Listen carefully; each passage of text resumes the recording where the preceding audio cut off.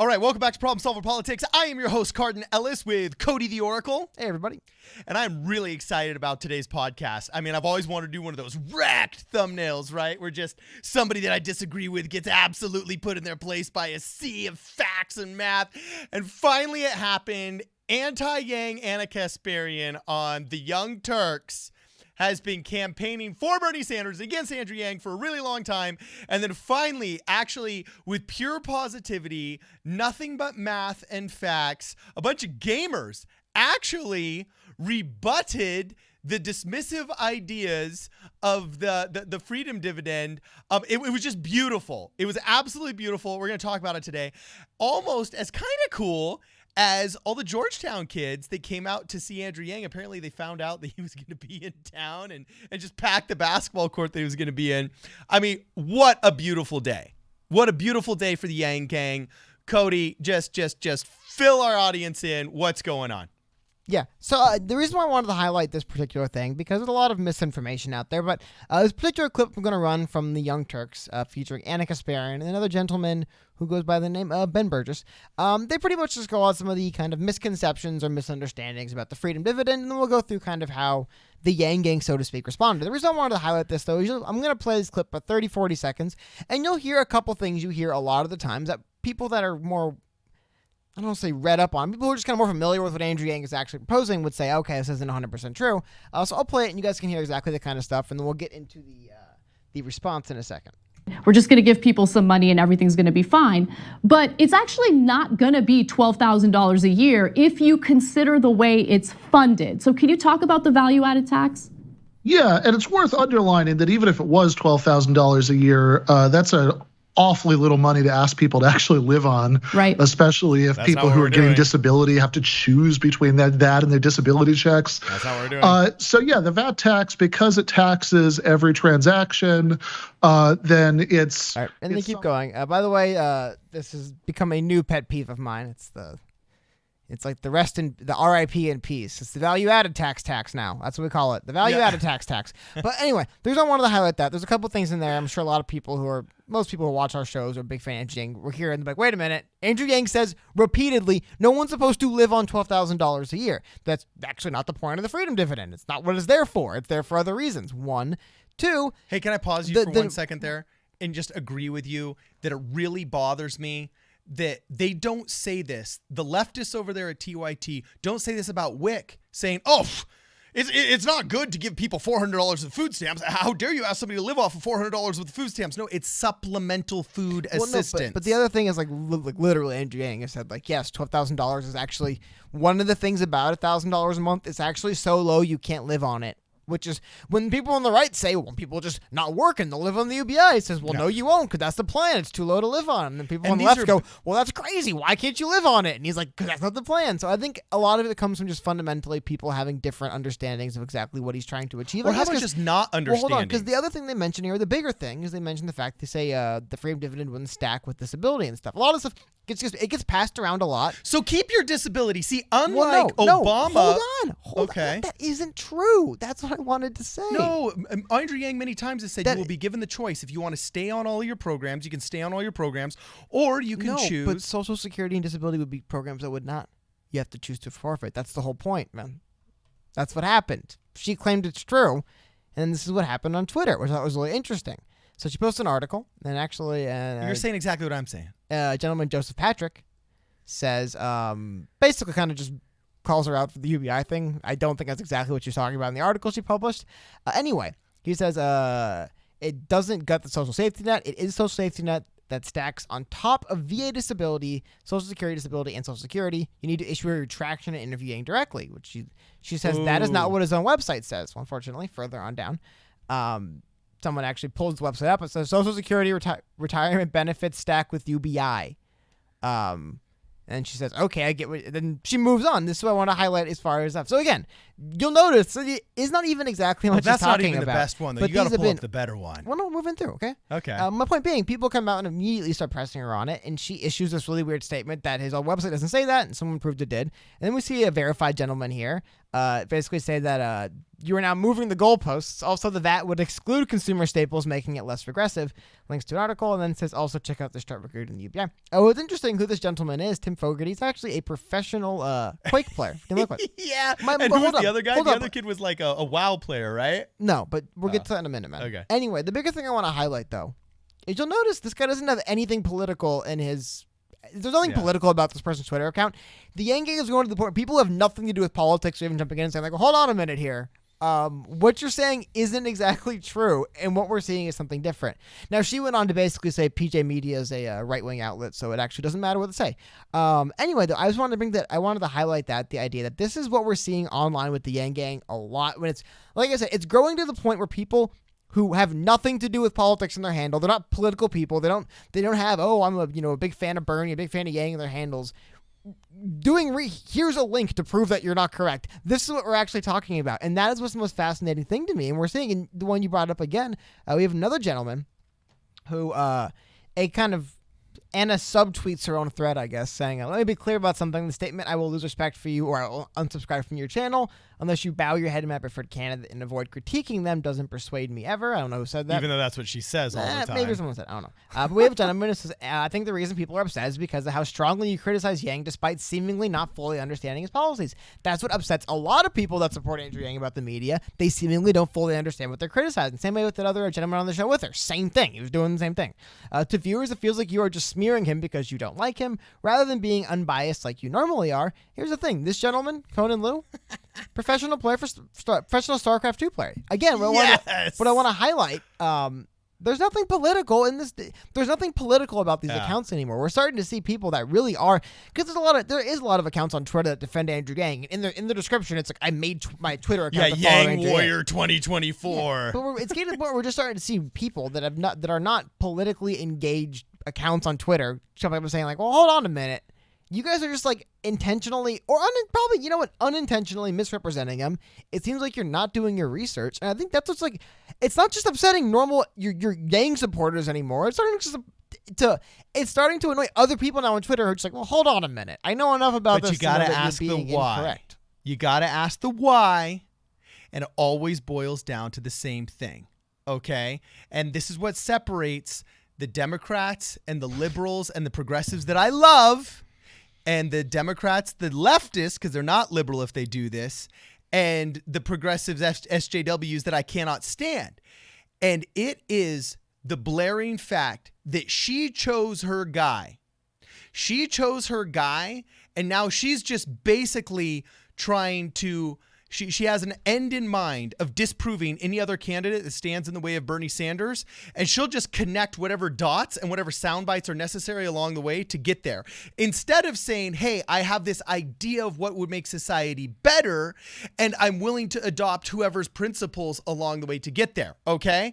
See, me, for example, I want a better society. We'll all get along. We all love each other. Where Democrats and Republicans are more kind of like, Giants versus Dodgers. We can be neighbors. We can enjoy each other. We'll even watch the the World Series together. No, we won't. We won't put a... No, we won't. Okay, maybe not, but it would be an improvement upon what we got. Let's choose a better team example. No, not that one. Not Giants, Dodgers. Not Giants and Dodgers, you're right. Maybe Lakers, Clippers. Actually, let me tell you, I would love a world in which we go back to where rivalries between sports are more intense than rivalries between political parties because we're so much more on page. And I feel like I've done that.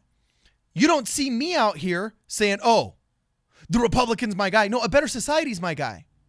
And I generally feel Republicans have better ideas. But when it comes to the UBI, I think that is the best idea right now and needs to be the conversation topic between Donald Trump's ideas, okay, and the way we prepare for the future of automation, all right? So I would rather the debates be like Yang versus Trump, where the we all let the best ideas come out, than like Bernie versus Trump, where it's just like 1930s socialism versus kind of 1990s capitalism, So this is important because she's chosen her person and she's connecting whatever dots it takes to get there without any study necessary, and it's finally being exposed. And everything conservatives have been saying about the Young Turks for the past 15 years now about, hey, no, they misrepresent crap like to the 10th degree is coming true. And people are shedding a lot of these kind of labels that they had before because they realize they've been lied to. They realize, once again, it comes down to the fact that the media lies. And the TYT has sold out to whatever demographic got them to where they are now. And instead of adapting, they're picking their story and they're sticking with it. And I think it's going to cost them because the younger generation will lose faith in them. I mean, that's just my thoughts. What do you think, Shannon? Yeah, I mean, like I said, I think the larger thing is not everybody does all their research thoroughly. I see that the more and more. The more I follow media, the more it's like, oh, they just didn't do any research, I guess, at all. But like I said, I think the bigger thing is what we're seeing here is we're just seeing this level of frustration starting to boil over with people. They just kind of feel like, why are, and again, I forgot the name of it, but there's like a thing human beings do where, like, if you're a plumber, for example, you'll read an article in the newspaper about plumbers and be like, this is stupid. No, this is not how plumbing works. This guy doesn't know what he's talking about. You flip the page, read about politics, and rip your hair like, what's going on? This is crazy. Like, you forget immediately that they don't know what they're talking about. And I think that's it. People that normally didn't follow that much media now, like we're saying, and I'm not highlighting these guys for any particular reason other than I thought it was kind of interesting. We had, like, in one night, 2 people that are verified professional video game players responding on behalf of Andrew Yang in this particular way. I thought it was interesting, and one night I saw it. But like I said, people that aren't necessarily overtly political, just saying, like, this is getting really annoying. Now, I wanted to show that first. Show kind of how the Yang Gang does it on the internet. But the Yang Gang takes to the streets as well, man. This is really interesting. Now, a lot of you guys have probably seen Andrew Yang's been posting a lot of videos on social media of him playing basketball at gyms. I remember he was in Houston warming up for the debates, and he's like, this is my debate prep, and it showed him playing basketball in a gym. Well, people are starting to catch on. He was in the area, and a bunch of kids at Georgetown found out that's where he's going to be. So it started off, I guess, with a pretty small crowd. Who was the maybe first like 20, one that 30 saw? people. Was there some like student janitor that had to like wax the floors that recognized him? Or I wonder how that got out, you know? Someone I probably just saw him walking on campus in like gym clothes. And said, oh, and then or one person was in the gym when he walked by and I was like, oh, that's Andrew Yang. He's in the gym. But I actually don't know. If you guys know, let us know in the comments. But here are some pictures they posted, right? Which is, it's a cute thing. But here we go. This is what I thought was interesting. This ended up going on for hours. And, at first some kids are just kind of gathering around taking pictures. And it keeps going on to the point where there's a line of kids that actually starts to form a little loop around the entire gym. Now, Dude, look at that. Now, hold on. Full disclosure, this isn't quite the same as Elizabeth Warren taking 4 hours of selfies, I guess. The media loved that one. I haven't heard him talk about this. But this wasn't a rally. Yang was playing basketball in a gym just to kind of get a workout in. And he gets mobbed by kids. And here's the big thing I want to pull up from this. We always talk about the polls. What do they mean? Stuff like this, right? Polls. These people, generally speaking, they don't show up in polls. They aren't represented in the polls we see. Yeah. The people on Twitter right now that are saying, I'm sick and tired of you guys saying these things that just like aren't true. You just didn't read. You didn't look. Or if you did, you weren't paying attention. And you put yourself up as an authority. That's what makes it even worse. Again, past that, what I think is fascinating is these are the people who are not showing up in polls, but they're showing up everywhere else. And you have to wonder, are they going to show up election day? I think it looks like when Andrew Yang's somewhere and people talk about Andrew Yang, the Yang Gang shows up in force always. Yeah. Now, it's not reflected in polls, but at a certain point, it's like he goes to a college to play basketball and he gets surrounded by kids. Someone links an article who has said bad things about Yang in the past, and they get called out, and it becomes a big thing on Twitter. Until they get called out by someone who is not overtly political in any way. It's getting to the point where it's really, really interesting, man. Yeah, you took the words right out of my mouth. Will this convert on election day? Because we noticed with Bernie Sanders, there was a lot of enthusiasm. I don't think the same style of enthusiasm. And it came out pretty good, man. It was really close between him and if it was, there's people who still say if it was 100% fair, he might have won. They can say that all day long, and that's rose-colored glasses. There's like super delegates that just didn't go to him, that he couldn't win. So and I get, and super delegates are a huge problem over on that side of the aisle. But basically, this is why I think you can't trust the polls, because polls are almost always high propensity or not high propensity voters, but also, consistent voters or registered voters or whatever. Look at all of those young people. Yeah. They generally skew older and they skew more politically active. Okay. Dude, half of those kids, this is probably the first time they're voting. I mean, they're freshmen at Georgetown. I got a cousin who's probably in that line, who's a freshman at Georgetown. And the first time he voted very poorly for Katie Hill. But, hopefully the second time he'll do a better job. No one knows that.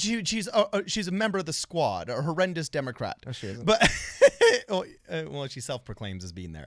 But anyway, so this right here is a demographic that doesn't show up. So when a poll comes out and says, oh, Yang's only hanging out at 3%. I'm sorry. The person that's 2 or 3 percentage points above him isn't going to be filling out a gym like that. And he's also not only, I'd say probably 70% of those people heard that Andrew Yang was going to be there and like, okay, cool, I'm going to go. But think of all the tag-alongs now that have just become Yang people. Every time those drones dropped a Hellfire missile on the wrong target in Afghanistan, or every time they kill one terrorist, they create like 5, right? That's a negative impact of drone striking. A positive impact of these kind of happy political accidents, if you want to put it into Bob Ross nomenclature, okay? Some of the fringe benefits of Andrew Yang doing this is think of how many Yang gangers he just created in that line. They were just friends that came along to see what he was up to and realized, holy crap, this guy's cool. He's a presidential candidate. And they're going to go home, they're going to read about him, they're going to fall in love with the Yang gang, and they're going to decide, dude, this is my guy. Versus who? Elizabeth Warren?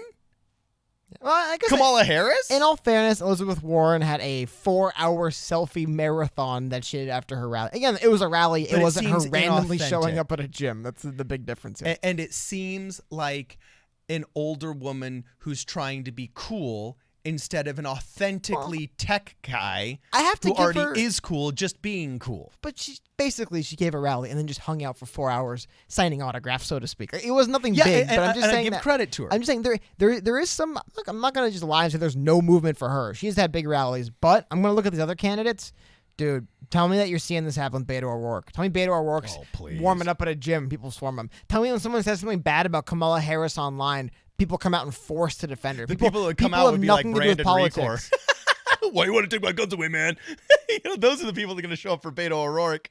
Well, I guess, but I don't think Beto would have as many fans show up if somebody found out what gym he was in. There'd be protesters, okay. As just people wanted to, pick a bone with his policies, dude. Again, there's no one protests Yang when they find out where he is. But like I said, I think that's why when I look at these numbers and I look at it, it doesn't feel like Andrew Yang is actually where he is with these people, because we just see a different kind of movement online and in person. I think the larger thing is the polls are just missing this movement a little bit, because it's everywhere. Like those 2 things I pulled up, you can say I'm cherry picking, those were literally happening simultaneously last night. Like this is just from the last 12 hours we're seeing things like this. So yeah. I have to imagine, I cannot imagine Cory Booker, Beto O'Rourke, Kamala Harris, or Pete Buttigieg drawing this kind of legitimate fervor and interest, like just groundswell support. I don't see it. Yeah. I saw a lot of people in the media basically bringing the death bell for Kamala Harris. So it's Andrew Yang. Definitely, I think we're going to see double digits will be a big move for him, and I think he's closer to double digits than we're seeing. It just takes more time to show up in the polls, because we're seeing people come out online and they come out in person. So eventually they're going to come out in the polls. So that's the last thought I have on that. Yeah. So anyway, guys, please let us know what you think of all this. I mean, it's been a pretty eventful past 48 hours here with the Yang Gang, both online, with the media, and in person. Make sure you guys comment below. Tell us what you're thinking. We'll try and get back to you. If you can follow us on Discord, that's great. Please follow us on Twitter as well. You can DM us leads for videos, and we also interact with a lot of our audience that way. If you haven't liked this video yet, please like. If you haven't subscribed to our channel yet, please subscribe. If you guys want to pick up a Problem Solver Politics hat, there's going to be a link on problemsolverpolitics.com. And if you want to contribute to the channel, check out the PayPal link below. This is Problem Solver Politics. We will see you guys in the next video.